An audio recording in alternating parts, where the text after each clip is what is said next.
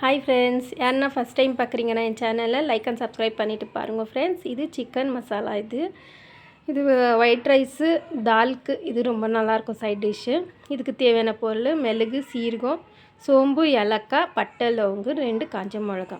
அவ்வளோதான் ஃப்ரெண்ட்ஸ். நல்லா வெங்காயம் போட்டுட்டு கொஞ்சம் நைஸாக அரைச்சிடணும் ஃப்ரெண்ட்ஸ். அரைச்சிட்டு 2 குழிக்கரண்டி எண்ணெய் நல்லா காஞ்சிட்டு போயிருக்கு. ஃபஸ்ட்டு கேப்சிகம் போட்டுக்கோங்க. பொடியாக இருக்கட்டும் கேப்சிகம்மு. நல்லா பொடியாக இருந்தால் தான் அது நல்லா டேஸ்ட் கொடுக்கும்.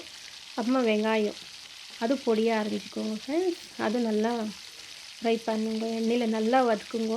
அப்புறமா கொஞ்சம் தேவையான அளவுக்கு கருவேப்பிலை போட்டுட்டு இஞ்சி பூண்டு பேஸ்ட்டு தேவையான அளவுக்கு எடுத்துக்கோங்க ஃப்ரெண்ட்ஸ். இது நான் 2 ஸ்பூன் எடுத்துன்னு 1/2 கேஜிக்கு பாருங்கள். ரொம்ப நல்லா வரும். இஞ்சி பூண்டு வாசனை தான் அதுக்கு நல்லா டேஸ்ட் கொடுக்கும். மஞ்சள் பொடி, உப்பு எல்லாம் போட்டுட்டு கொஞ்சம் நல்லா வதக்கும் பாருங்கள் ஃப்ரெண்ட்ஸ். இந்த அளவுக்கு வந்த பேருக்கு தக்காளி 2 போட்டுக்கோங்க. குட்டி குட்டி தக்காளி தான் போட்டிருக்கிறப்ப, பெருசு இல்லை. நல்லா கொஞ்சம் பொடியாக அரைஞ்சிட்டு இந்த மசாலா கூடவே நல்லா வேக விட்டுடுவோம். உப்பு போட்டுக்கிறதுனால தக்காளி சீக்கிரமாக வெந்துடும். நல்லா வேகட்டும் ஃப்ரெண்ட்ஸ். தக்காளி மசாலா கூட அரைச்சி வச்ச மசாலாவும் அதிலையே போட்டுக்கணும். நம்ம போட்டுட்டு நல்லா கொஞ்சம் மிக்ஸ் பண்ணணும். அந்த ஸ்மெல்லாம் போகணும். போச்சுன்னா தான் நல்லாயிருக்கும்.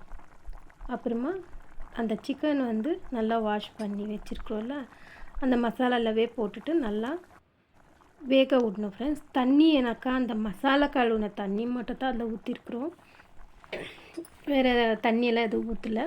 அதை தண்ணி விடுவோங்க பாருங்கள் ஃப்ரெண்ட்ஸ். இதுக்கு கொஞ்சம் கரம் மசாலா, கொஞ்சம் சிக்கன் மசாலா இந்த ஸ்டேஜில் போட்டாக்கா அது ஒரு மாதிரி ஸ்மெல்லு நல்லாயிருக்கும் டேஸ்ட்டாக சாப்பிட்றதுக்கு. பாருங்கள் ஃப்ரெண்ட்ஸ். இந்த வழிக்கு கலர்ஃபுல்லாக ஒரு மாதிரி நல்லாயிருக்கும். இது சப்பாத்திக்கு, தோசைக்கு, பரோட்டா சூப்பராக இருக்கும். இதுக்கு பரோட்டா, ஒயிட் ரைஸு, கீரை குழம்புக்கு இந்த மாதிரி டிஷ்ஷுங்களுக்கெல்லாம் இது நல்ல ஒரு சைட் டிஷ்ஷு. பாருங்கள் ஃப்ரெண்ட்ஸ். கொஞ்சம் கொத்தமல்லி போட்டுட்டு இறக்கிட்டு சாப்பிட வேண்டியது தான். சூப்பராக இருந்துச்சு ஃப்ரெண்ட்ஸ் சாப்பாடு. சிக்கன் கிரேவி நீங்களும் ஒரு ட்ரை பண்ணி பாருங்கள். குழந்தைங்களும் நல்லா விரும்பி சாப்பிடுவாங்க. பிடிச்சிருந்தால் லைக் அண்ட் சப்ஸ்கிரைப் பண்ணுங்க.